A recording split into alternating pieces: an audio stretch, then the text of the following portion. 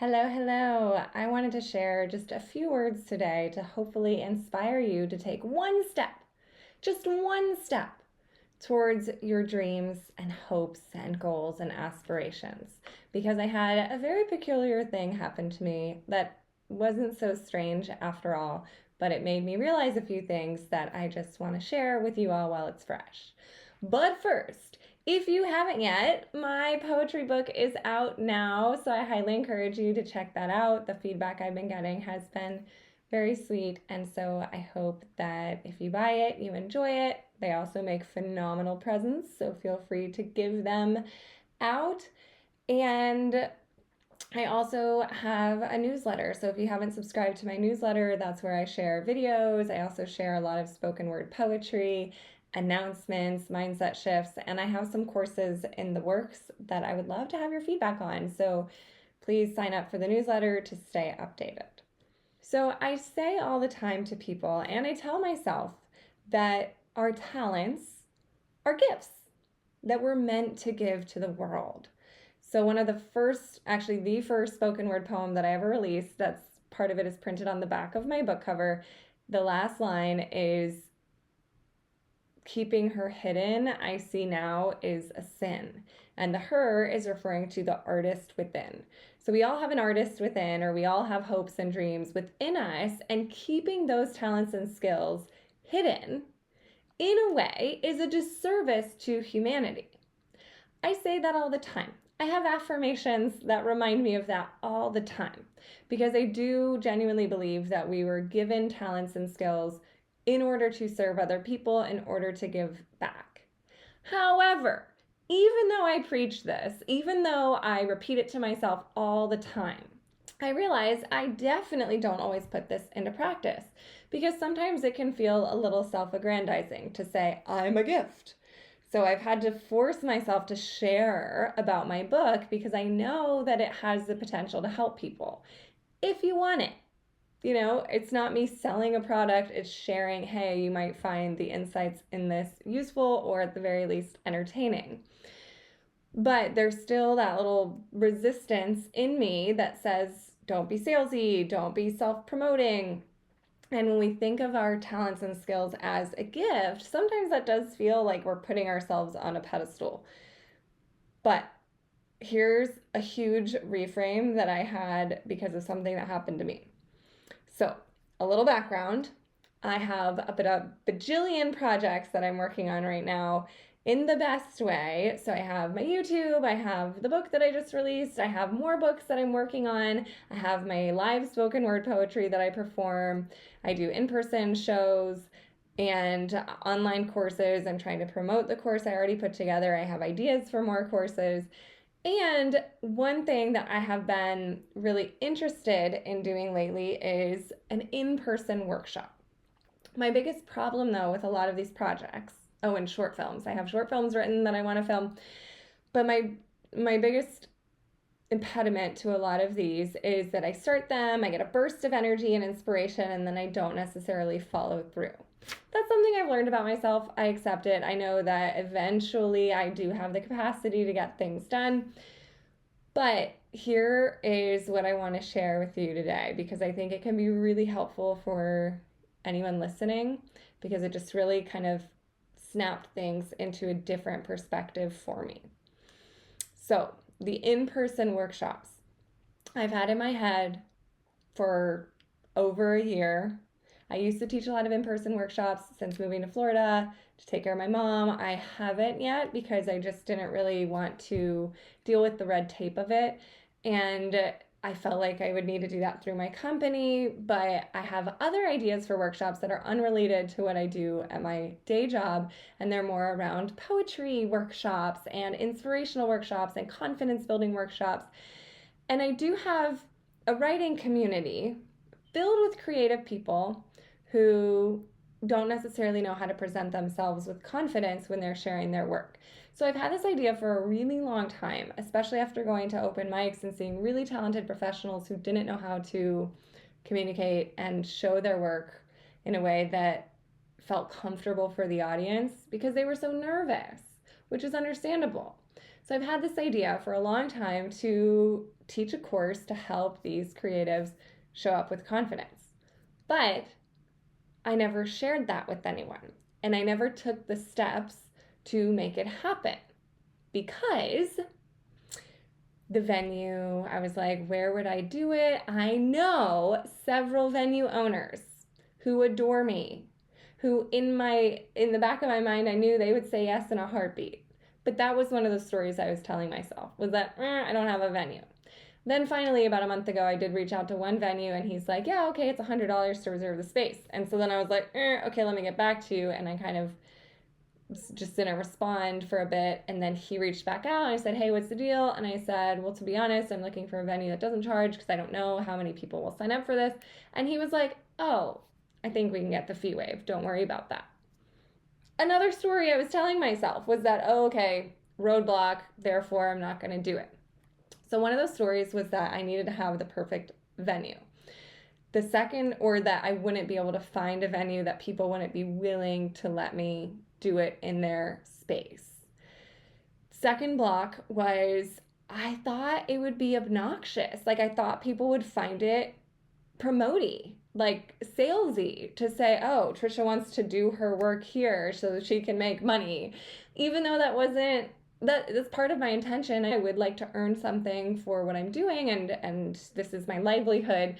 But that's not the main goal. The main goal would be to share this information. But in my head, I was worried that people would perceive me as being, trying to take advantage, or all these things that are just not even remotely close to the truth. But those were the stories that I was subconsciously telling myself. I didn't realize I was telling myself them until this thing that happened, and then it caused me to really stop and reflect. And part of me knew that if they did say yes, then I'd have to put in all the work to actually create the workshop and go do it. And it felt vulnerable. It felt really vulnerable to put myself out in this community to say, hey, here I am teaching a course.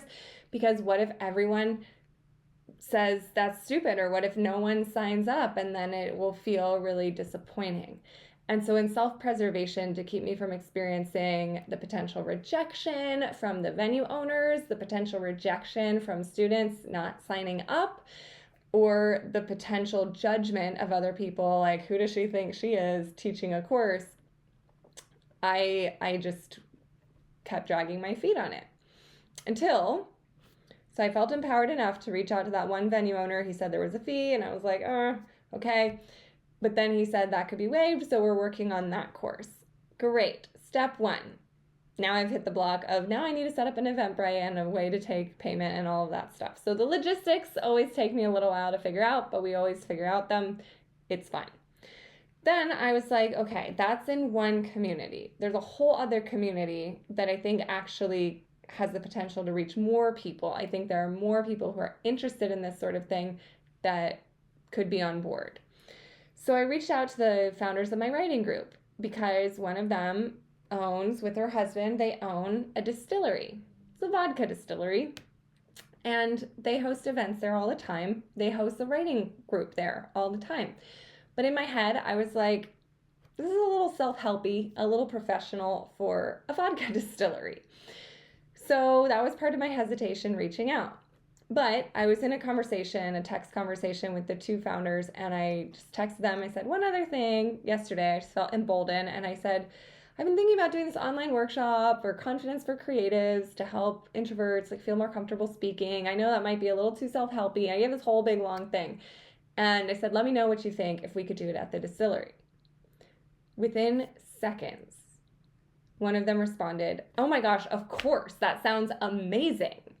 And then seconds after that, the other one responded, absolutely, do you think we could partner on that with the writing group and make it through the writing group? And it was like, yeah. And then I said, I've been sitting on this for a long time. I have a lot of ideas for workshops. They were so excited. And that's when I realized the whole point of me sharing this story is that for them, they weren't making all those little judgments about me that I was assuming they would make, because it's not really about me. To them, they're like, wow, this is a resource for our community that she's offering that we didn't have before. And so it was, in a way, a little selfish of me to not offer it sooner, because I know people are going to take the class and say, oh my gosh, I wish I had this sooner. And, it's not my fault. It's not anyone's fault that that happened. It's just the limiting beliefs that I had. But it just made me realize, for as much as I say, this is an offer, I'm sharing, not selling, this is a gift, it is really hard to internalize that. And I realized that with their response.